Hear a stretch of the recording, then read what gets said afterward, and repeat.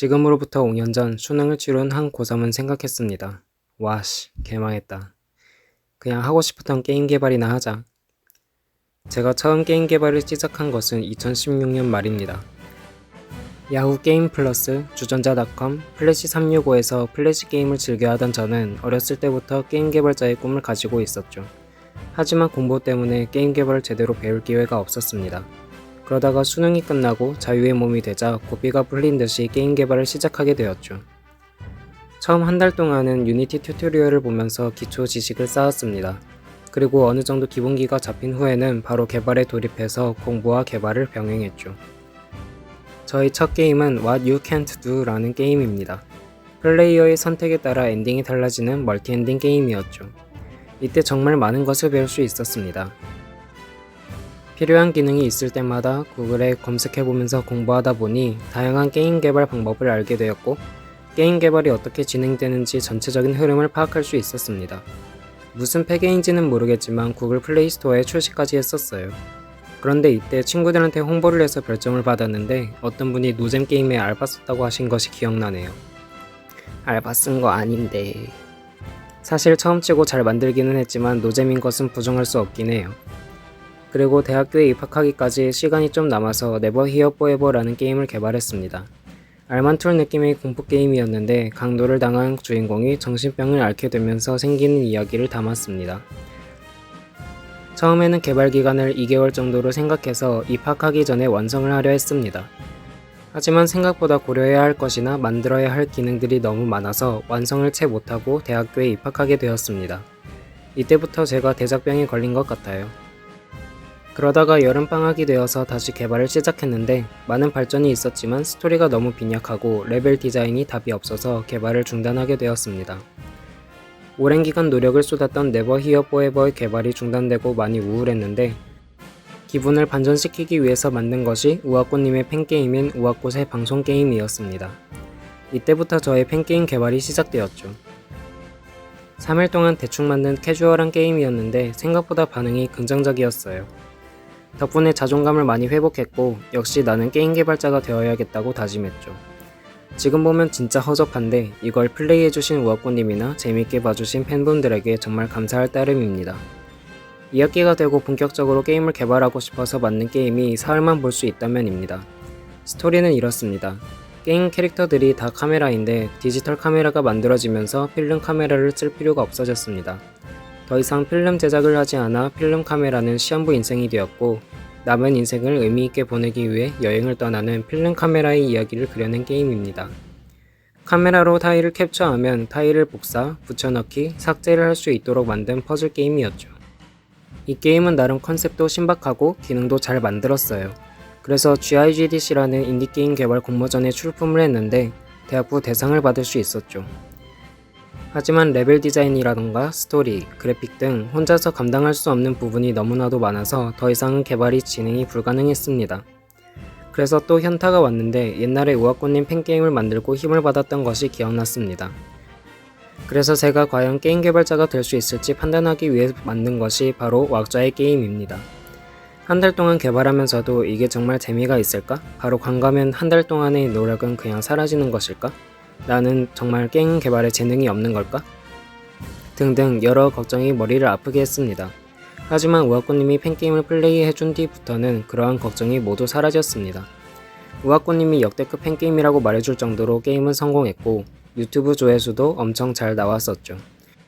그날은 정말 설레서 잠도 못 잘 정도였고 한동안 그 영상과 댓글들을 몇 번이고 다시 보곤 했습니다. 그리고 그 맛에 취해 살던 저는 계약을 하자마자 새로운 팬게임을 개발하게 됩니다. 그것은 팬치의 제왕이라는 게임입니다. 이것은 진짜 우아꽃님의 팬이라도 기억을 하는 사람이 거의 없을 겁니다. 왜냐하면 망했거든요. 그것도 아주 대차게 말이죠. 킹덤의 스타크래프트의 RTS 방식을 섞고 방송의 밈을 다 집어넣어서 분명 역대급으로 재미있을 것이라 기대했습니다. 하지만 UX가 제대로 고려되지 않았던 것이 큰 문제를 불러일으켰죠. 게임 방식이 너무 복잡하고 불친절한 나머지 재미를 느끼기도 전에 플레이어의 짜증을 유발했습니다. 그래서 유튜브에도 업로드되지 못했죠.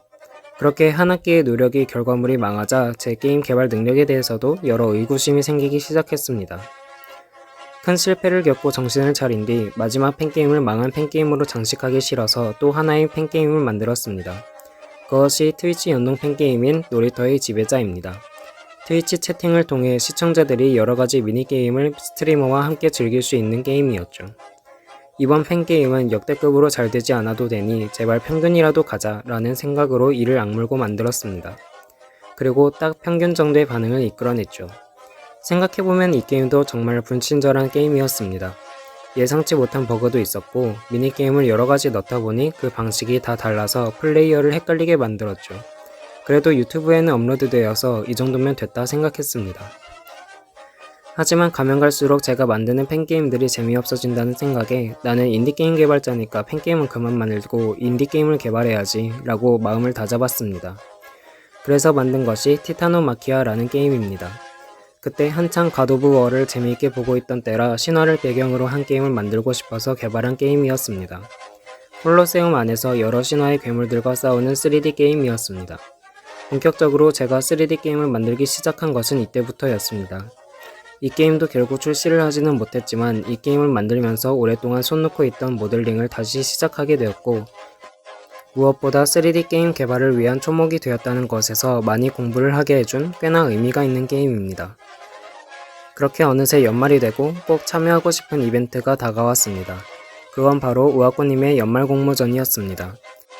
제가 와꼬님에게 더욱 빠지게 된 것도 연말 공모전 영상 덕분이었기에 나도 꼭 연말 공모전에 참가해야지 라는 생각을 마음 한켠에 가지고 있었습니다. 그래서 개발을 시작한 것이 What Needs to Go Deeper입니다.